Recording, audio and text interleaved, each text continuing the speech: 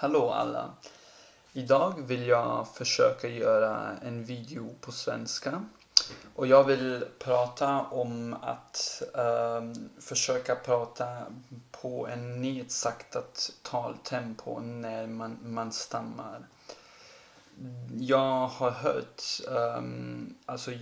många sa till mig under de senaste 5-6 år att när jag stammar då borde jag försöka prata långsammare eftersom det skulle hjälpa mig mycket att prata mer flytande.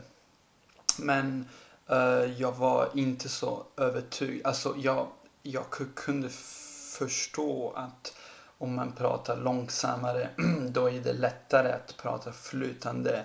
Men jag var alltid rädd att om jag skulle prata för långsamt att det skulle låta för tråkigt. Alltså att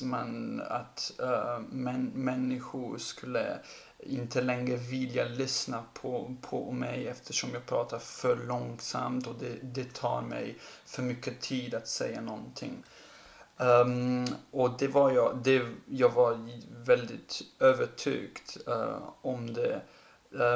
Till och med för ett och ett halvt år sedan när jag började gå till en logoped här i Stockholm.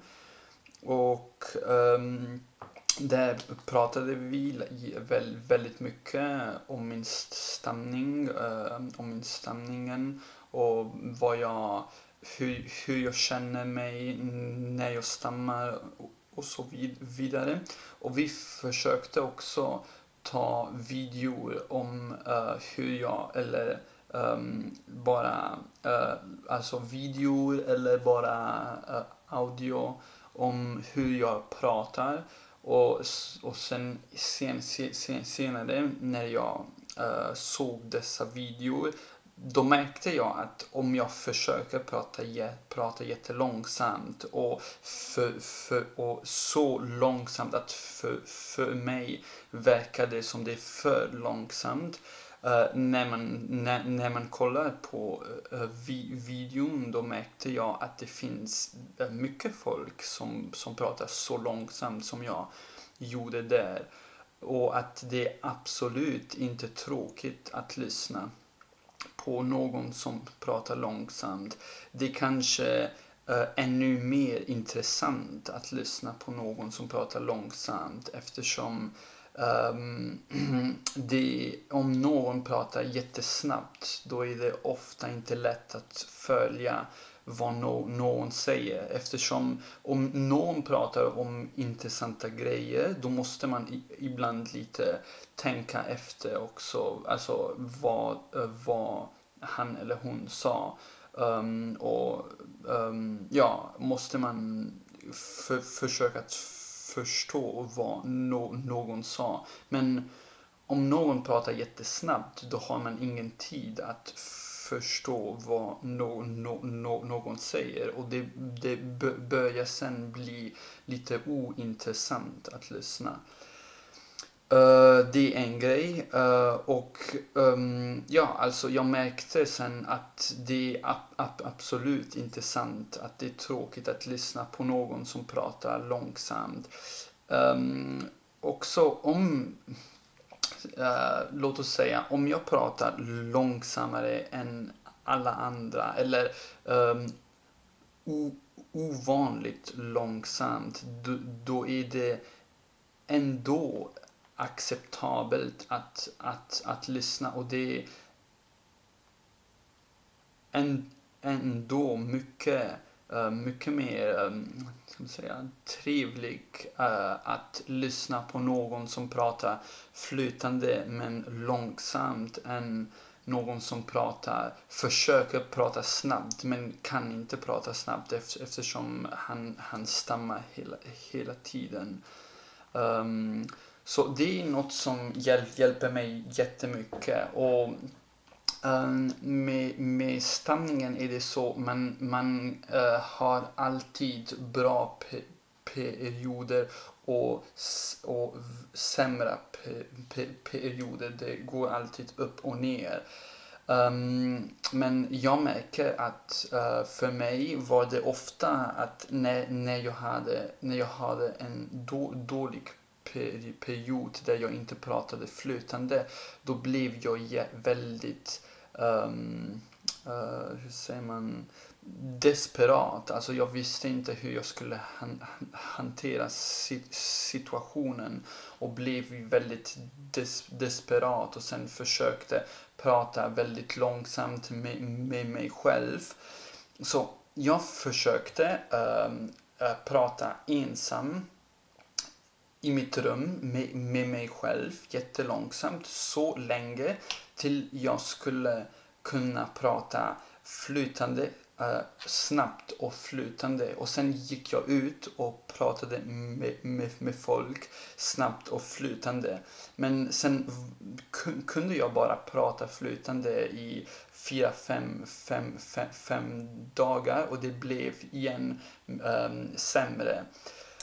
Och det är inte lösningen till problemet. Det är inte hur man skulle lösa problemet. Så har jag märkt nu att det är mycket viktigt. Nu pratar jag nästan aldrig långsamt med mig själv. Jag övar med folk. När jag pratar med någon, då kan jag öva att prata långsamt. Och jag har än så länge aldrig träffat någon som sa förlåt, du pratar för långsamt, jag måste gå nu. Så det ja, alltså för mig, alltså jag vet inte hur andra känner sig, men för mig var det alltid en stor rädsla att någon skulle säga det till jag har märkt och jag har märkt och är nu övertygad att det kommer aldrig hända. Och om man pratar långsamt med andra människor, då kan man öva samtidigt. Och det hjälper också att få en bra kan man säga, att man kommer ihåg att det gick bra när jag pratade med den där personen eller med en annan person. Då kommer jag ihåg att det gick bra och det är sen en bra minne, jag tror man säger så. Och det hjälper sen att bygga upp sin självsäkerhet. Alltså det hjälper mycket för någons egna självsäkerhet. Och jag försöker också nu i den här videon pratar jag också långsammare än jag skulle vanligtvis prata. Men ändå märker jag nu att jag inte pratar flytande. Jag inte pratar helt flytande. Och jag är säker att jag kunde prata ännu långsammare. Alltså ska jag försöka det nu. Ska jag försöka prata ännu långsammare och se hur det ska funka till sluten av videon. En annan grej som jag har märkt är att det viktigaste är hur man börjar en konversation, alltså ett samtal med någon. Det viktigaste är att man börjar att prata långsamt, eftersom om man börjar långsamt och klar att prata flytande under de första 30 sekunder eller den första minuten, då får man mycket självsäkerhet som hjälper någon att fortsätta under resten av samtalet. Och därför är det ännu viktigare att börja prata långsamt än att bara prata långsamt någon gång under samtalet. Också vad jag har märkt är att jag stammar på olika sätt på olika språk. Till exempel, alltså, om ni följer mina andra videor, då märker ni att jag gillar mycket lära mig språk, och jag märker att på olika språk stammar jag på olika sätt. De språken där jag stammar minst är engelska, tyska, svenska och kanske också ladinska, mitt modersmål. Alltså allmänt skulle jag säga att jag inte stammar så mycket på de germaniska språken. Nu märker jag igen att jag pratar snabbt igen och måste sänka mitt taltempo. Det är väldigt svårt att komma ihåg att prata långsamt under hela samtalet. Förlåt om jag pratar nu om något annat, men prata långsamt måste inte betyda att man pratar på ett monotont sätt. Kanske pratar jag just nu på ett ganska monotont sätt. Och det är något som jag måste jobba på, som jag måste försöka förbättra. Men man kan prata långsamt och verka intressant. Det är absolut möjligt.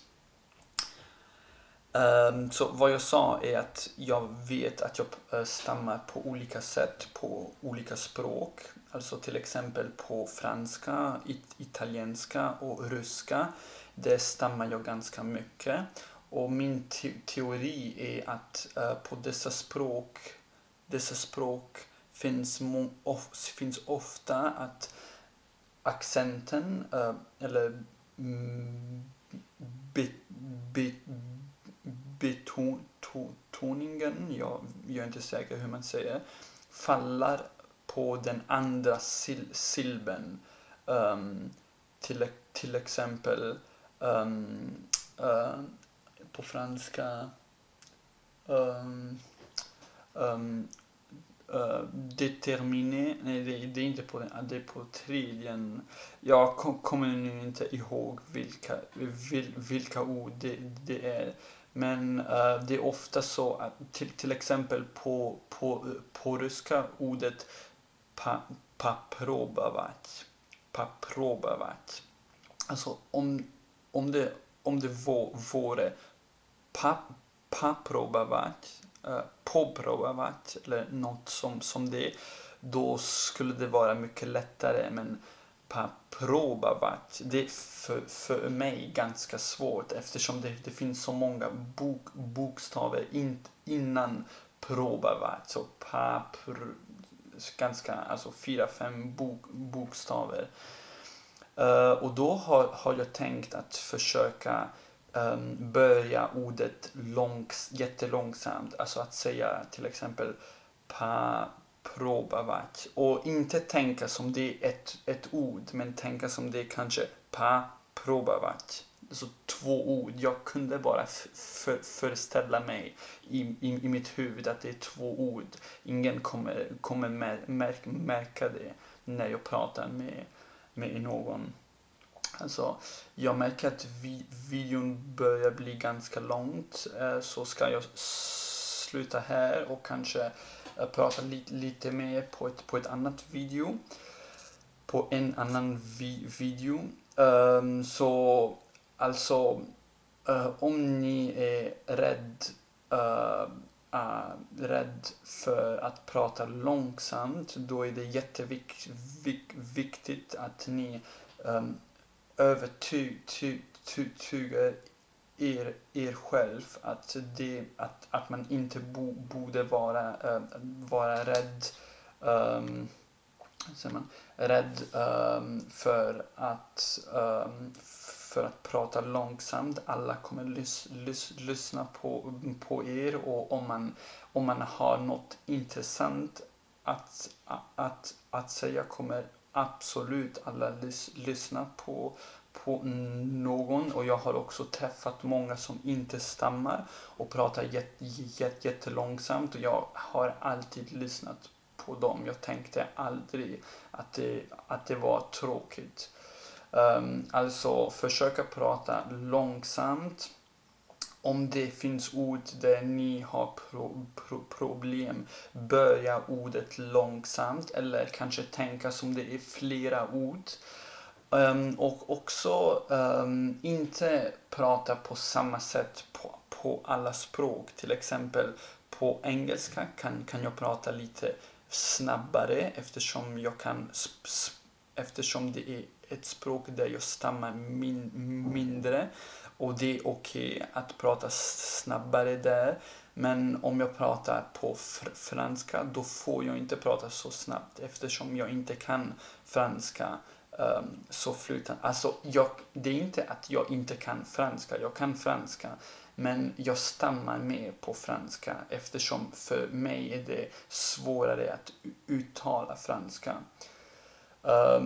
Alltså min lösning det är bara att när jag pratar franska pratar jag långsammare, och när jag pratar på engelska då får jag prata lite snabbare. Jag hoppas att se några kommentarer om vad ni tänker om att prata långsamt, och jag märker igen att jag pratar för snabbt nu. Alltså det är väldigt svårt att komma ihåg alltid. Men ja, jag hoppas att få lite att se några svar om vad ni tänker, och ja, vi ses på min nästa video. Hej då.